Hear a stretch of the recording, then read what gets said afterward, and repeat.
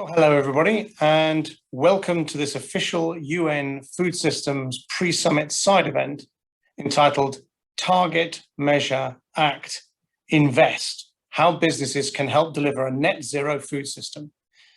Thank you for fitting this event into your busy schedules. We have an excellent panel today to discuss this really important issue. A few housekeeping points before we start. This webinar is being recorded and will be made publicly available afterwards on the WRAP website. We would ask that you all keep your videos off and remain on mute throughout the webinar. The chat function has been disabled. I would encourage you all, though, to add questions to the Q&A functions at the bottom of the screen. This session is 50 minutes long, and we ask that questions are clear, brisk, and to the point. And if your question is for a particular speaker, please indicate who.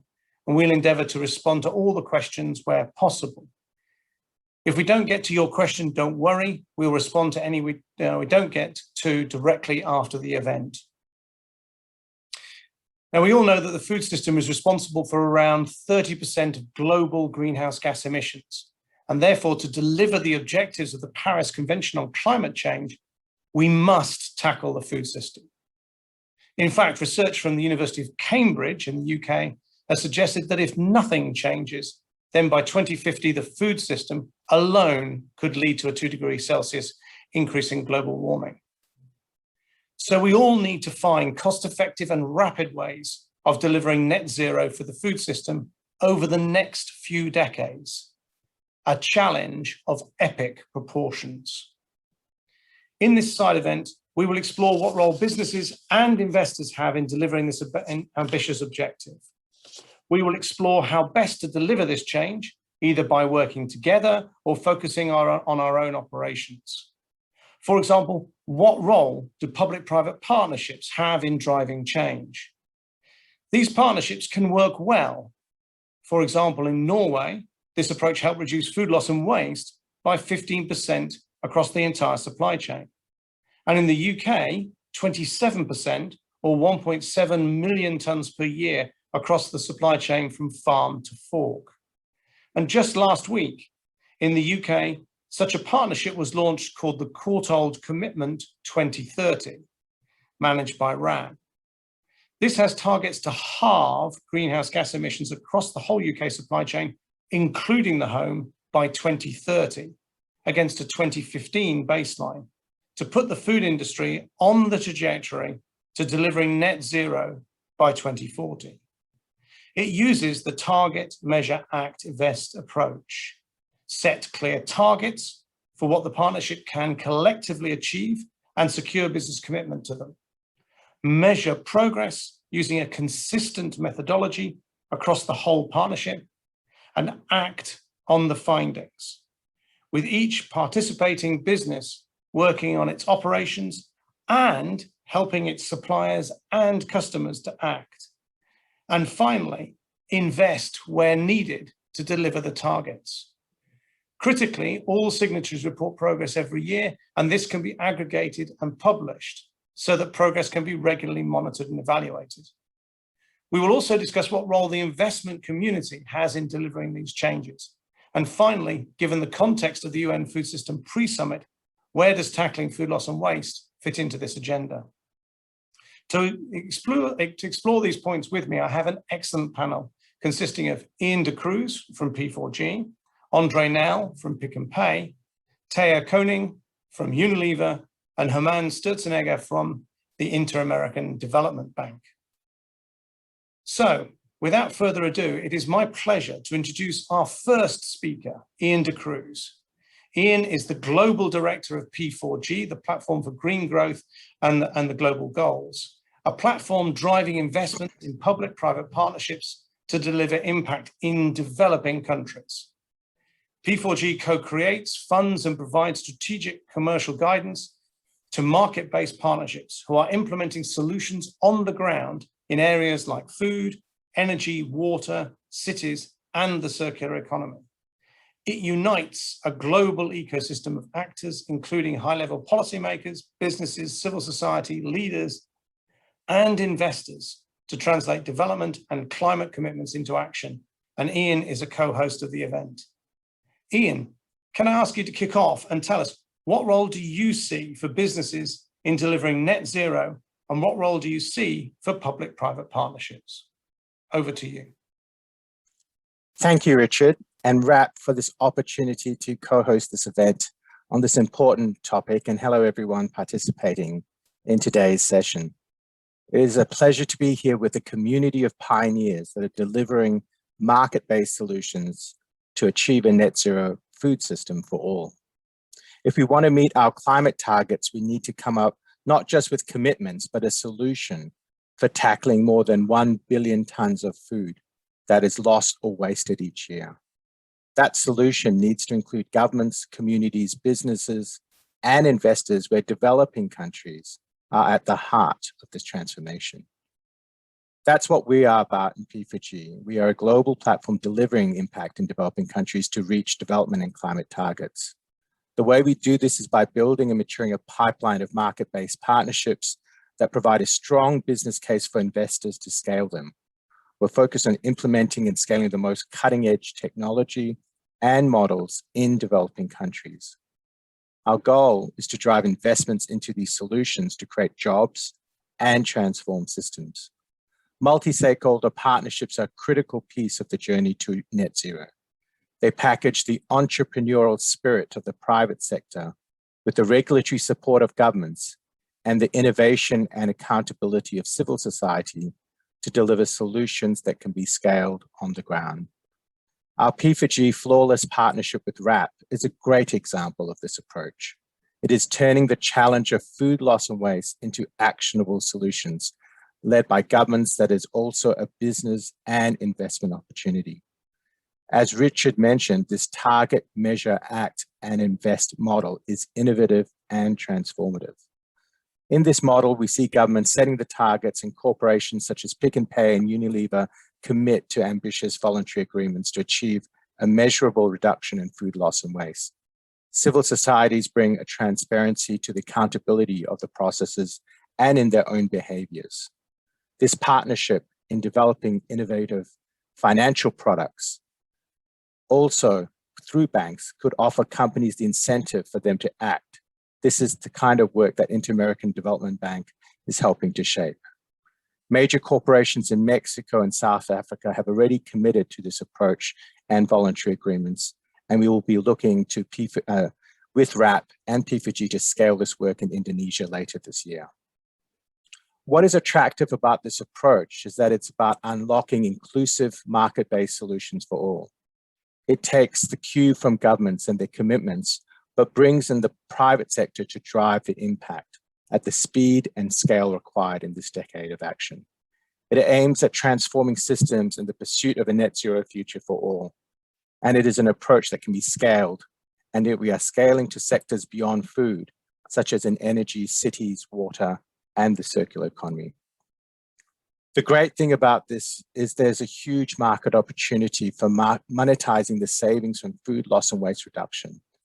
The opportunity in Indonesia, Mexico, and South Africa alone is $85 billion.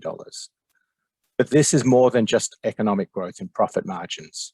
What we have here is a solution that will allow us to create a more equitable food system and future for all. This vision cannot be realized without bold action from all of us. Our event today is not just a discrete moment in time. It is a continuation of an approach that began almost 4 years ago for P4G when we were launched, and WRAP and their Quartile commitment was awarded the state-of-the-art partnership winner back in 2018.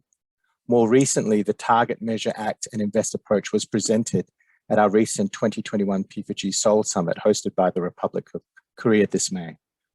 What we're talking about here is building on the momentum generated through to this summit, to the Food Systems Summit this year, as well as to COP26 and beyond. We want to work with like-minded initiatives, governments, businesses, and investors, including all of you participating today, to co-create these new business and financial models that will reduce food loss and waste. We encourage you to join this coalition of doers. Together, we can deliver the solutions we need to create an equitable food system and a net zero future for all. Thank you, Richard. Thank you very much, Ian. That's great, and it's really inspiring to hear about the commitment of P4G to delivering partnerships around the world that can drive real change. So it's now my pleasure to introduce the second speaker, Andre Nel from Pick n Pay. Andre is the General Manager of Sustainability and leads the Pick n Pay CSR program. Pick n Pay is a retail business in the fast-moving consumer goods industry on the African continent and the second biggest retailer across Southern Africa. It is also the largest online grocery business in Africa. Andre, how is Pick n Pay planning to target and act on net zero and tackle food loss and waste? And what has been your experience so far of the importance of working in partnership? Over to you. Thank you, Richard. As a food retailer, of course, this is something that is really, really close to our hearts. So our approach has been twofold. The first is working within our business, starting with empowering our own employees, creating awareness of what food waste is, what the impact is on society, and enabling them to do their own bit in terms of starting to reduce food waste within our business.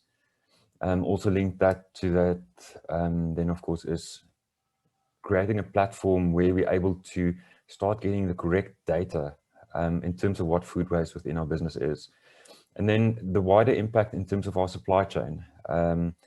So there are two key initiatives that we've been partnering on. The first is 10-20-30. It's an international initiative that's brought us a lot of learning. It consists of 10 retailers, all approaching their 20 biggest suppliers, with the target then for 2030 for reducing food waste with 50%, all aligning to measuring, aligning to the target, and then public reporting and taking action on this food waste. For us, 10-20-30 is very important because it brings us that international learning. Many companies have done stellar work in the space, and it allows us to speed up this process of this journey towards that target. Also very important has been the South African Voluntary Food Loss and Waste Agreement. It's very important in South Africa because it creates a platform for collaboration. It's aligned to the SDG target. And collaboration is the key to success. In our country, I mean, we waste more than 10 million tons of food every year. And at the same time, we've got probably roughly around 10 million people in really food insecure situations. So it's something that our country and the companies in our country cannot ignore. The benefit of having these two initiatives in our country is as I mentioned, the international learning that we get from 10-20-30. And then the local action that we get through the local food loss agreement. Also being supported by government, which is a key driver for us to unlock a lot of the savings and food waste that we can do. So this leads me into your question around the partnerships, and certainly partnerships are the key to unlocking scale and to unlocking impact. For us, partnerships starts with partnering with our own employees, with the other retailers, with suppliers, and also with industry bodies. I mean, food waste is a complex issue. If it was simple, we would have solved it already. No one wants to waste food. It's an impact on your bottom line. You've got people going without food while at the same time food is being wasted. So partnerships are very important, and from our side, the South African government has been very supportive. They, through different departments, are part of the food loss and waste agreement, because they provide us with that legislative framework, the regulations that guide us, that can unlock ways of reaching our goals more quickly. Thank you, Richard.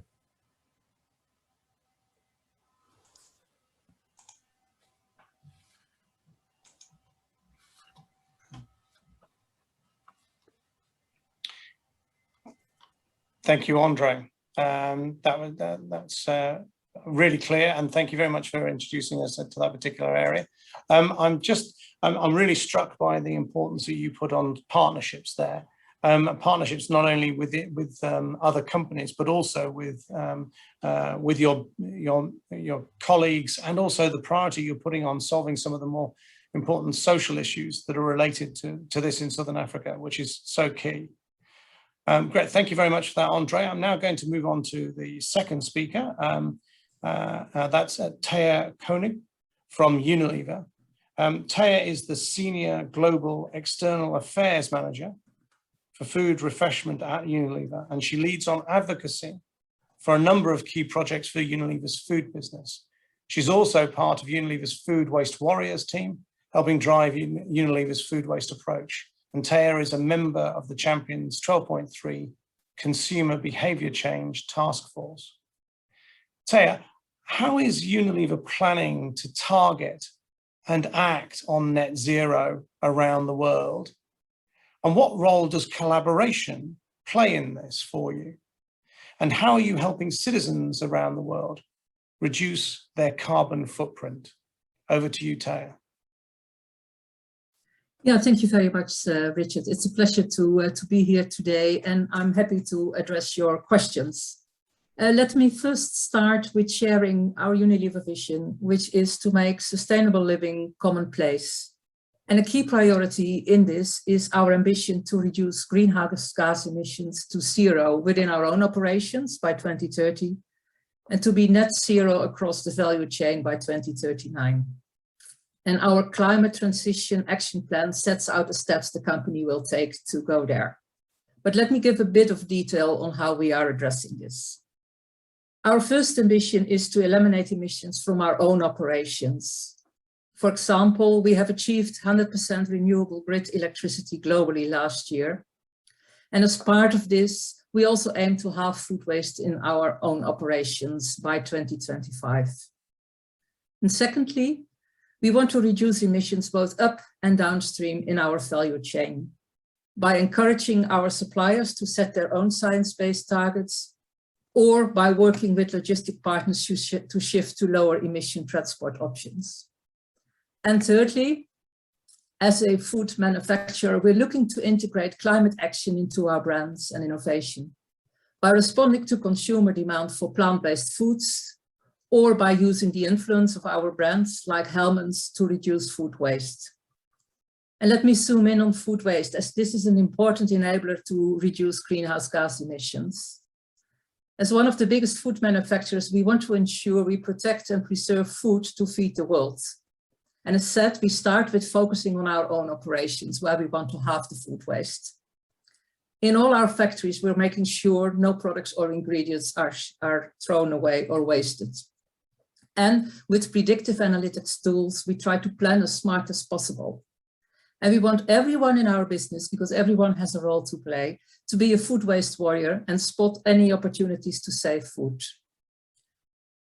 Having said that, we believe the bigger impact goes beyond our direct operations. We want to enroll key supply partners to accelerate the reduction of food loss and waste in their operations in the spirit of 10-20-30. And over the years, we also have been focusing on helping farmers implement sustainable farming practices and reduce food loss. For example, in India, we have ensured processing facilities were set up near tomato farms, and this resulted in increased yield and less loss for the farmers, and better tomatoes for use in our soups and ketchups.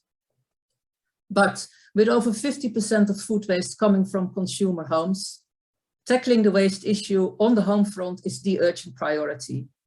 And to this end, our Hellmann's mayonnaise brand, which has the purpose "make taste, not waste," has committed to inspiring and enabling 100 million consumers every year to be more resourceful with their food at home and waste less.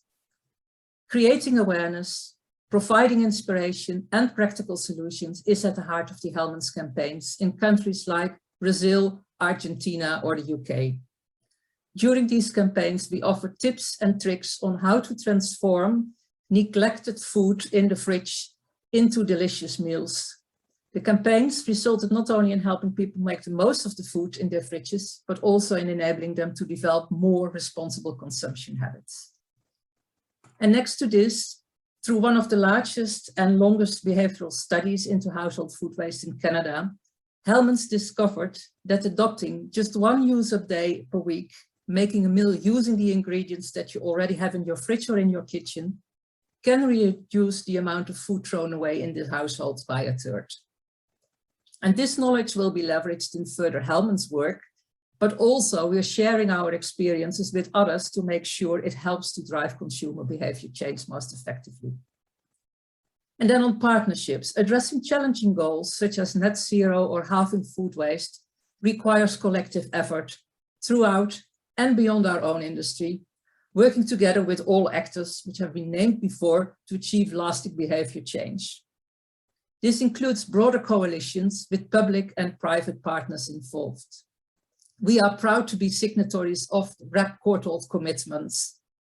And we're also involved in similar partnerships in other countries, like, for example, in Mexico, where we signed up to Pacto por la Comida.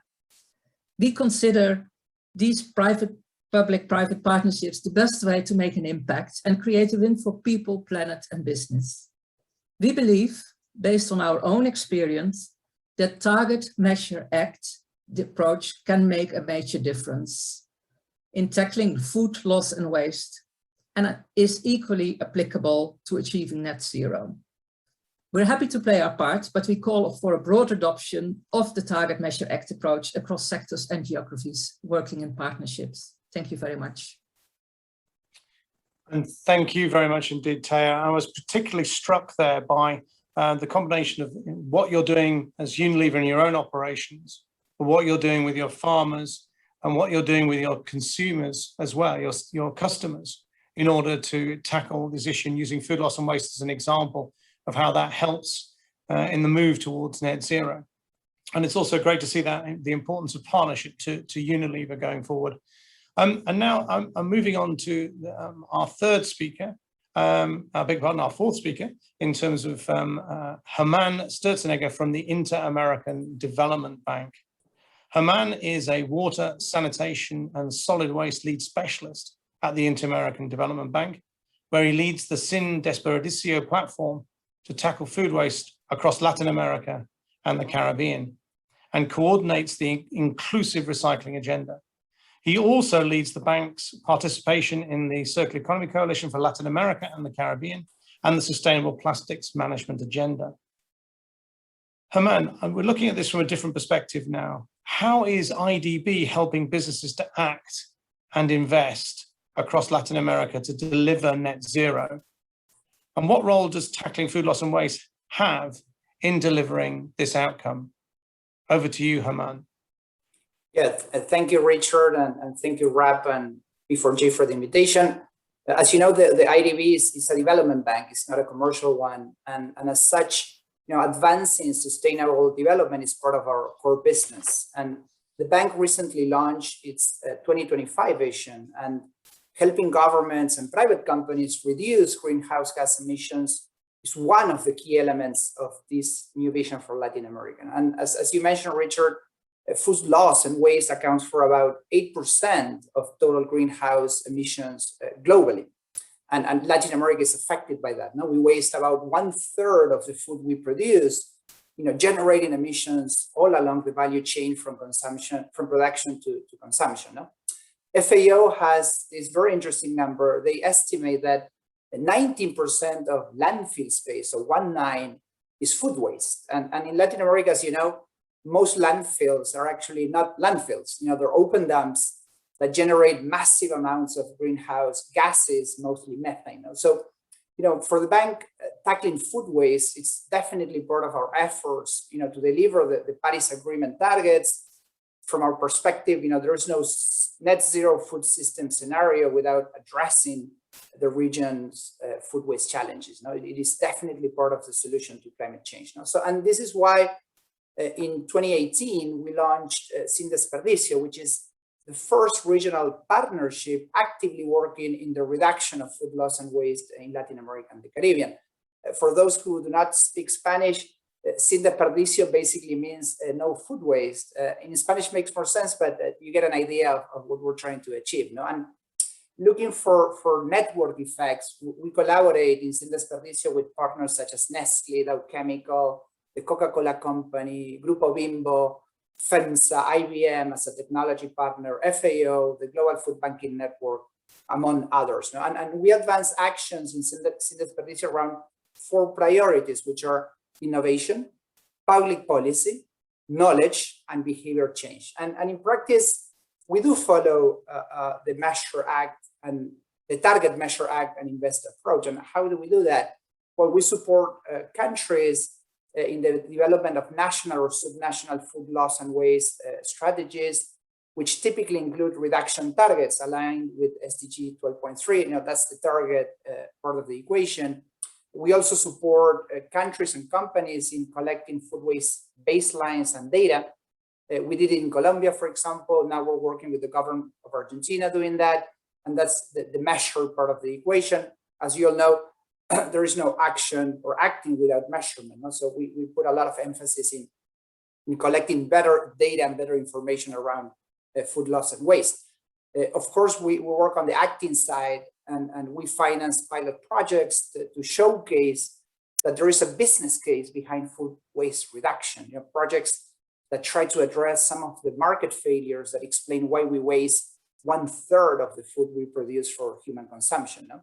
And of course, we're a bank in the end, development bank, but a bank in the end. And of course, we're unlocking investment by different things. We're financing innovation. We're providing blended finance. So in other words, we're trying to absorb some of the upside risk of this type of investments. Now, we're also working with commercial banks to develop financial products such as credit lines for companies interested in investing in new technologies or processes. And something that we have learned is that, and talking about partnerships, Richard, is that by working with large corporations such as Nestle or Dow Chemical, we can really unlock investments throughout the supply chain or the value chain. And this is one of the network effects that we achieve by working in partnerships. So in summary, we follow a holistic approach. Latin America certainly needs better regulation and policies. We need better donation laws that include tax incentives. We need better labeling laws, etc. But also needs business partnerships such as Sindesperdicio that could truly accelerate food loss and waste reduction. And in the end, net zero food system, which is the topic of this session. In the end, it's not governments who waste food, it's companies and us consumers. So we also need to work around this partnership, and this is what we're doing through Sindesperdicio. Thank you very much indeed, Germán. That's really clear, and that sort of really important story at the end there, that it's actually by bringing people together and the role that IDB wants to play in that, to bring people together to tackle net zero right across the supply chain, working in partnership with businesses and indeed with governments, and helping us as citizens also to drive change, which is one of our critical priorities that we absolutely need to do. I just wanted to encourage you all, if you have any questions, please do put them into the Q&A. We have 15 minutes now to have a panel session with all the speakers. So please can I ask you to put your questions in there, that'd be great. We've already started having some through. So now we come to that part of the session where we want to hear your thoughts and your comments. So I wonder if you could just put in your questions into the Q&A.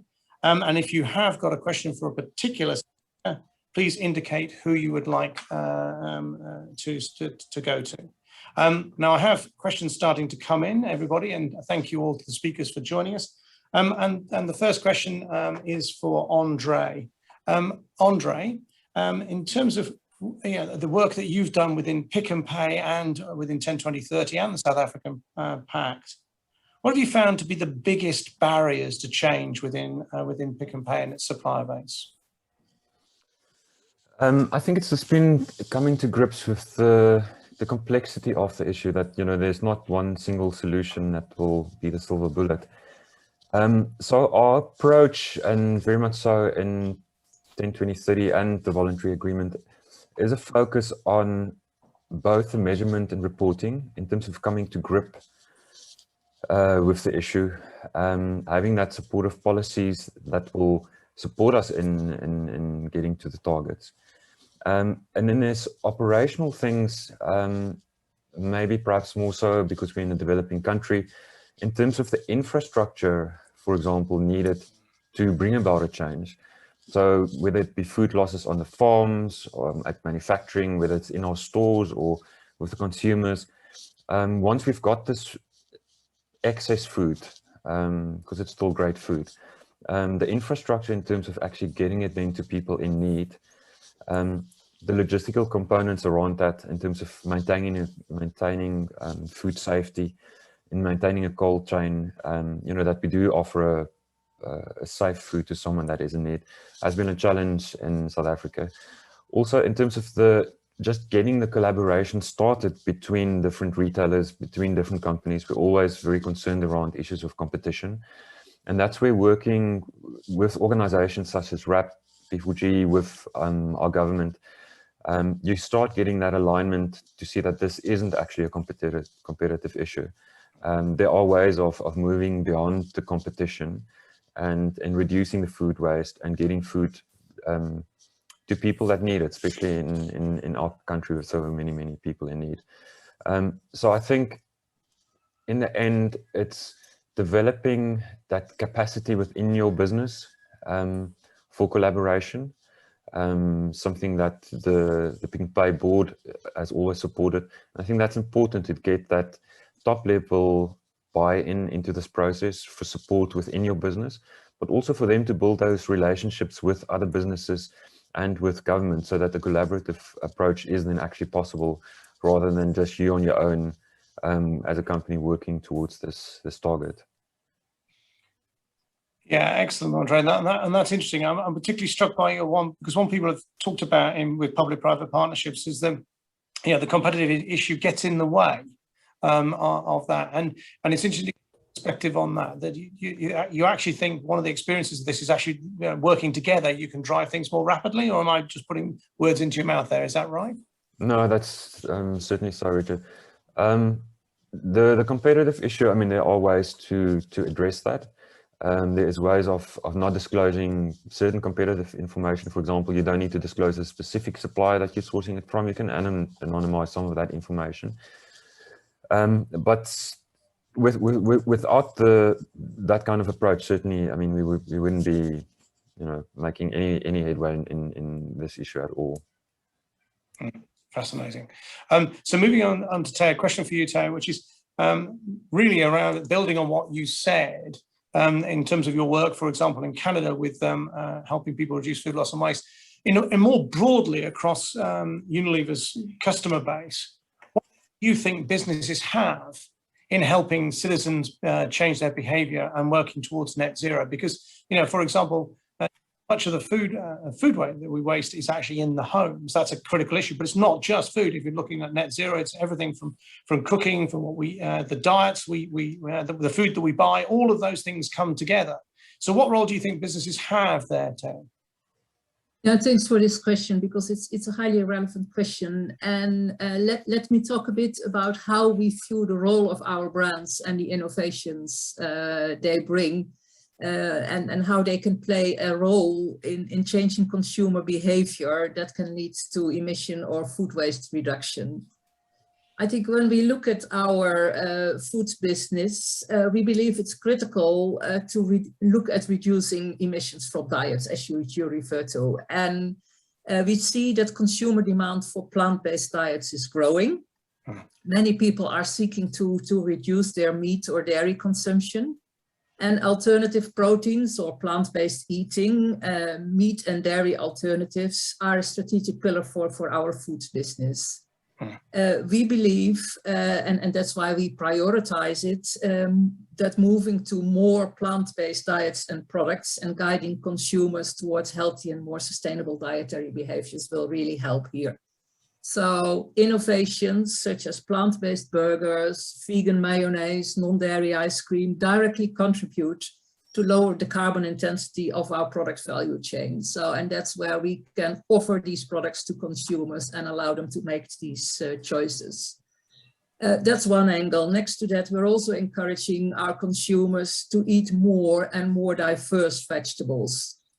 We worked together with WWF UK 2 years ago, and that was led by our Knorr brand, who has soups and meal kits and the like.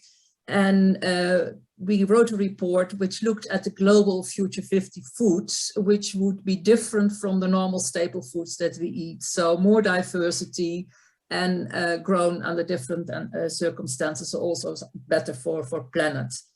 And through our recipes, through our products, we are promoting the diversification of the vegetables that consumers can cook with. And that's one angle. I think the recipe angle is a very powerful angle, because also with our Knorr brand, we really advocate plant-based recipes online. So cook your spaghetti bolognese with lentils rather than meat. That also has an impact on greenhouse gas. And we know that that's really a powerful tool that helps. These are just a few examples of how through our brands and everything around it, campaigns we have around them, we can bring change in the diet of people, which helps to reduce emissions and reduce food waste, as we explained in my talk. Thank you, Thea. It's really critical to see that that's at the forefront of how Unilever is thinking about this. I think I'm going to move on to another question, this time for Germán, in terms of the investment community. And one question is, how well do you think the investment community is preparing for focus on net zero? Yeah, my take is that the investment community is ready in terms of financial instruments. I mean, these instruments may require some kind of customization, but basically they're there, you know, green bonds, transition bonds, guarantees, soft loans, you know, whatever you need it, we have it at the IDB, and there are many other institutions who, you know, we don't have to reinvent the wheel in terms of financial instruments. And as you know, ESG investments are gaining momentum among asset managers, banks, and other financial service firms, especially in the last couple of years. But this momentum is mostly around renewables and transport, no? And so what we need to do, the challenge maybe in terms of the investment community, is to diversify and bring those investments to our food waste agenda and to, you know, to our sustainable food systems agenda. There is no public equity or private market fund with a food waste focus, for example. And why not? And this is a question we need to ask. You know, my take is that the business case is not clear for them yet. They see these investments are as too risky. And in a way, I understand that. Why is that? Because at least in Latin America, we don't have enough market intelligence yet. So we need to better understand the financial needs and the pain points for the private sector, especially of the hundreds of small and medium-sized food and logistic companies operating throughout the supply chain. We don't know what they need in terms of financial needs, no? And unless and as long as we don't understand these financial needs, we will not be able to attract these ESG investments and investors and truly unlock investment around food loss and food waste. No? So that's my take. So we're ready in terms of financial instruments, but we definitely need more market intelligence to make that business case for them. All right, thank you, Germán. And Ian, if I might just ask you to follow up on that, really, which is, given what Germán's just said, what do you think is needed to scale these solutions, and who else needs to be involved to make this happen? Yeah, so I think that building on what Germán said, you know, we need to find people, you know, from the philanthropic community, the development community, and people like Germán. We're working with them, right? So what we're working with Germán on is, how do we develop this blended finance product? You know, we know that Rabobank, for example, has a financial product to tackle food loss and waste, and is maybe applying that in UK with the coal tile commitment, and that's great. But how do we apply this in Latin America, in Mexico, in Colombia, and other countries? That's the question we're working together with yourselves, Germán, and IBD with RAP, to try and work out what that is.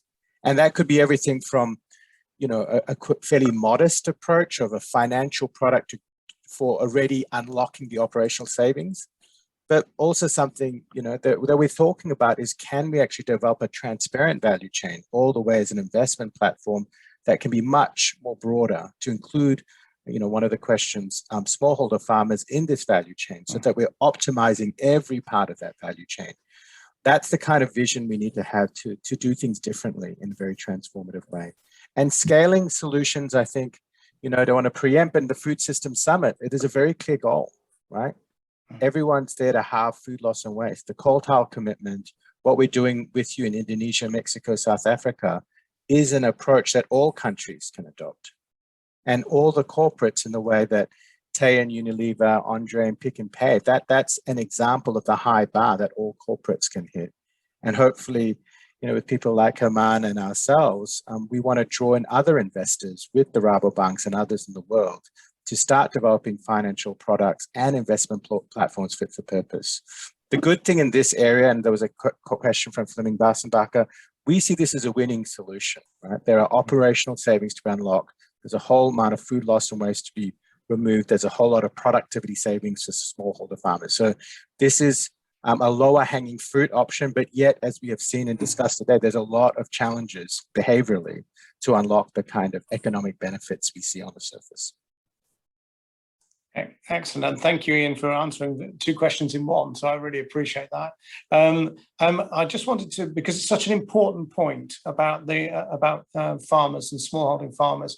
So I'm going to ask Andre just to comment on what Pick n Pay are doing, and then I'm going to ask Taya, because also Taya, you mentioned it in your speech, just briefly, both of you. How are you working with your farmers to build livelihoods and help them, you know, go and work towards net zero? I'll start with Andre. Let me start on the smallholder farmers. Many of our small farmers start as subsistence farmers, and then, you know, that we then develop. And it was interesting interesting maybe side point is in terms of the recent riots that we had in one of our provinces, that the small farmers were able to redirect some of their excess food to the people in need. So certainly there's awareness with the smallholder farmer in terms of the needs of others, not only of their own. And then we also have a program with them in terms of selling any excess food to a store close to them that generates the income for them. In terms of the bigger farmers and the commercial farmers, certainly there's a high level of awareness of food waste, because it you know, it's a financial impact on them. So many of them have got their own reduction activities in place, which we support with communication and education to them. And it's also in terms of linking them to platforms. We've got a specific one in South Africa where farmers are able to link to a buying, selling platform that not only allows them using technology to sell product, but also to donate excess stock, so that we reduce the volumes of food going to waste on their farms. And how it works is the food is collected from the farm at no cost to the farmer if they're doing a donation. So it doesn't add an extra financial burden to the farmer to do the donation. He's enabled both through information technology, to being able to highlight that I've got 10 tons of this product or whatever it is, and that there's a way for that to then get to people in need.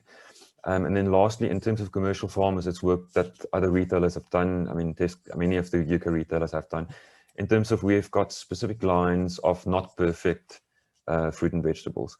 So that specific lines that otherwise would have gone to waste is still sold in our stores, and it still creates income then for the farmer, and is at a different price point for the consumer. Thank you, Andre. And I just wanted to open that to Taya. And Taya, in the spirit of asking 2 questions at once, I'm just wondering, there's a question for you, apart from the economic efficiency measures, what can you say about dealing with the conflict between reducing food waste and being a manufacturing company that aims to sell as much as possible? So I just wonder if you could, because that sort of links a little bit, but it is really 2 questions. If you could tackle both of those questions. I know it's a big ask, but it'd be great if you could do that, please, Taya. Yeah, maybe let me start with farmers, and I think I touched on it already.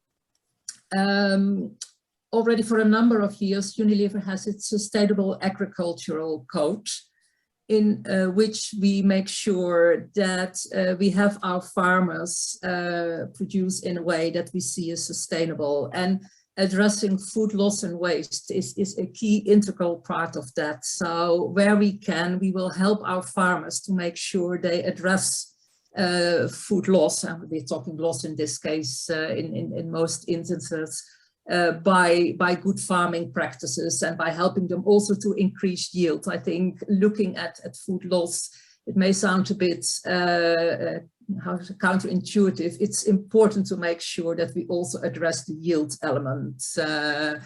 So that's what we do in our sustainable agriculture. I think bringing processing where possible close to the farmers and ensure there's demand is an important element as well. And that's what we did in the example that I highlighted in India, where we knew that quite a lot of the tomatoes would never basically reach a consumer. So by bringing processing close to where the farmers are, we made sure that the tomatoes were processed. There was a steady demand for the farmers, so there was a win-win. We got our better tomatoes, as we said, but the farmers had better yield through the practices that we implemented, and also less loss. So I think that's some of the elements that we use to address to help farmers. I think having said that, I think there's still room to make sure that we help the farmers transition to more sustainable practices, less food loss, more in the spirit of net zero. And I think that's where the investment element and the subsidy element kicks in to make sure we can make that transition and not all the burden is put in one place. If I look at it a bit broader, I think it's in everyone's best interest, that's the farmers, the companies, but also the consumers, to make sure we reduce the amount of food wasted. So overproduction will only cause waste, which is, I mean, economically, environmentally and socially damaging. So for consumers, it means wasting money and contributing to climate change. So therefore, we are strong believers that the food systems really needs to become more sustainable from farm to fork. And that requires ways to produce and promote the food, good food products. That's ethical, good for planet and people, and also in the end more profitable. It's not sustainable to continue to sell in an unsustainable manner. So that's why our mission is to make sustainable living commonplace, and we see the impact of this. So I think that addresses maybe a bit of the challenge of the unbalance between selling and avoiding food waste. It's the sustainable way is the way forward, and that's why we want to make sure that we also address issues like food waste in the best way we can by educating and creating the awareness of our consumers, but also extending our actions across the whole of the supply chain. Thank you, Tara. That was really helpful. And just a final question, Ian, and I'm going to ask you to be brief, please. There's a question about, is there an investment case for food loss and waste reduction? And I wonder if you can just comment on, therefore, how do we address that investment case?